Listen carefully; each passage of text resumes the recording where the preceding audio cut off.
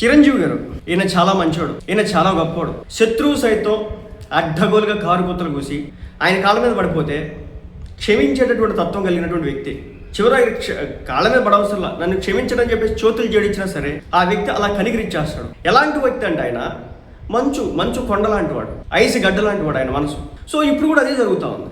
ఆయన మనస్సుని అలాంటిదని తెలుసుకొని వాళ్ళన్నిటికీ కూడా దాంట్లో అర్థం పరమార్థాలు ఎత్తికేసుకొని చిరంజీవి అంటే వ్యక్తి ఈయనలో ఉన్నటువంటి లోటుపాట్లు ఇవి, మంచి చెడులు ఇవి అని చెప్పేసి క్యాలిక్యులేషన్స్ వేసేసుకొని, మంచి చెడులు అంటే ఏం సింపుల్ అనమాట. చిరంజీవి గారి దగ్గర ఉన్నటువంటి చెడు బుద్ధి ఏంటంటే ప్రతి ఒక్కరిని క్షమించాడు, నోటుకొచ్చిన వాగినోడిని కూడా క్షమించాడు. అలాగే ఆయన మీద ఇష్టం వచ్చినట్టుగా విషం జల్లినోడు కూడా క్షమించాడు. క్షమాగుణం కలిగి ఉండడమే ఆయన దగ్గర ఉన్నటువంటి ఫస్ట్ నెగిటివ్ అనమాట.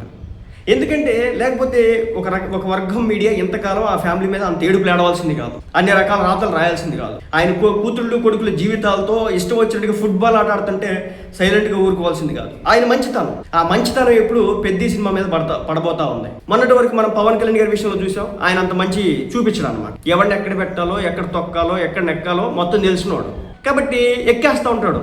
హరిహర వీరమల్లు సినిమాని ఆపే ప్రయత్నం చేస్తూ ఉంటే, గూడు పొటానీలు గుంపు రాజకీయాలు చేస్తూ ఉంటే ఎవడరా నా సినిమా ఆపేది, ఎవడకంత ధైర్యం ఉందని చెప్పేసి రోడ్డు ఎక్కేసినాడు. దాంతో ఎవడకాడు గప్చుప్ సాంబార్ పుట్టి అప్పుడు వరకు మాకు అది కావాలి, మాకు ఇది కావాలి, మాకు అది ఇస్తేనే మేము సినిమా వేస్తాం, మేము ఈ టికెట్లు వేయలేము, అది ఇది డామ్ డుమ్ డుష్ అన్నారు. కట్ చేస్తే మూసుకొని సినిమాలు వేసినటువంటి పరిస్థితి. ఇప్పుడు కథ ఏంటంటే, పెద్ది రామ్ చరణ్ సౌమ్యుడు, చిరంజీవి గారు సౌమ్యులు.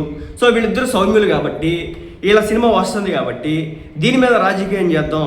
పవన్ కళ్యాణ్ అంటే మొండిగట్టం ఎక్కేసి కూర్చుంటాడు, వీళ్ళైతే కనుక సౌమ్యంగా ఉంటారు, వీళ్ళు ఏమనరు, ప్రొడ్యూసర్లు అలా పడుతున్నటువంటి ఇబ్బందుల విషయంలో ఎంతో కొంత సర్దుకొని తిరిగి రెమ్యునరేషన్ ఇచ్చే ప్రయత్నం చేస్తుంటారు తప్ప ఎదురుదాడికి దిగరు అని చెప్పేసి గమనించినటువంటి కొన్ని వర్గాలు పని కట్టుకొని ఈ సినిమా మీద విషయంగా అక్కడైతే జరుగుతూ ఉంది. పేరుకి సినిమా పేరు తీసుకురావట్లా, హీరో పేరు తీసుకురావట్లా, రామ్ చరణ్ పేరు చిరంజీవి గారి పేరు తీసుకురావట్లేదు. కానీ బ్యాక్ ఎండ్లో మాత్రం వీళ్ళ కడుపు మంటంతా ఇదే. ఎలాగైనా ఈ సినిమాని దొక్కాలా, ఎలాగైనా ఈ సినిమా ఇబ్బందులు పెట్టాలా. ఇప్పుడు దాకా రాంది ఒకేసారిగా పర్సంటేజ్లు, హైకులు, తోటకూర, షేర్లు, అది ఇది ఒక్కొక్క చోట ఒక్కోలా ఉంటుందంట, ఒక్కొక్కసారి ఒక్కోలా ఉంటుందంట. సినిమా ఫ్లాప్ అయితేనేమో ఒకలా చేస్తారంట, సినిమా హిట్ అయితే ఒకలా చేస్తారంట. చెల్లుబాటు అయింది.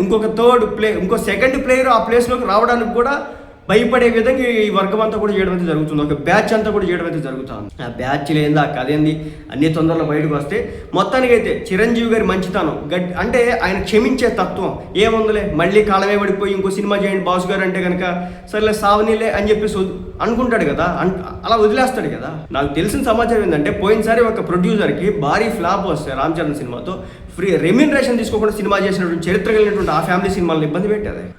మరీ ఇక్కడ దాకా విషయం నింపుకొని కూర్చున్నారు ఒక్కొక్కడు. తప్పనిసరిగా చిరంజీవి గారి మంచితనం, ఆయన క్షమాగుణం, ఆయన హెల్ప్ చేసేటువంటి తత్వం, 10 మందికి ఏదైనా మాట సాయం కావచ్చు, చేతల ద్వారా కావచ్చు సాయం చేయడం. సినిమా టికెట్లు రేక అల్లాడిపోతే 5-10 రూపాయలు టికెట్లు పెట్టి జగన్మోహన్ రెడ్డి గారి థియేటర్లో సినిమాలు ఆడిస్తూ ఉంటే చిరంజీవి గారు వెళ్ళే వరకు దిక్కులేదు అక్కడ పరిస్థితి. అలాంటి పరిస్థితులు మళ్ళీ తెచ్చుకోవాలని చెప్పేసి వీళ్ళు చూస్తూ ఉన్నారన్నమాట. రావాలి, మీకు అలాంటివి రావాలి. ఎందుకంటే కేవలం మెగా ఫ్యామిలీ సినిమాలు వచ్చినప్పుడు మాత్రమే మీకు అన్నీ గుర్తు వస్తాయా? మిగిలిన సినిమాలు వచ్చినప్పుడు మీకు గుర్తురావా? మెగా ఫ్యామిలీ అంటే అంత కడుపుమంట మీకు. అంటే అన్నం పెట్టే చేతులు కూడా విరగొట్టడం అంటారు చూసారా, ఆ మాదిరి తయారైందనమాట. కొంతమంది కొన్ని రకాల వ్యక్తులు వాళ్ళ యొక్క లబ్ధి, అదేవిధంగా గవర్నమెంట్లో ఉన్నటువంటి తీరు చక్కగా వాడుకొని ఇబ్బందులు పెట్టేటువంటి ప్రయత్నం అయితే చేస్తారు. తెర వెనుక రాజకీయాలు అయితే చేస్తూ ఉన్నారు.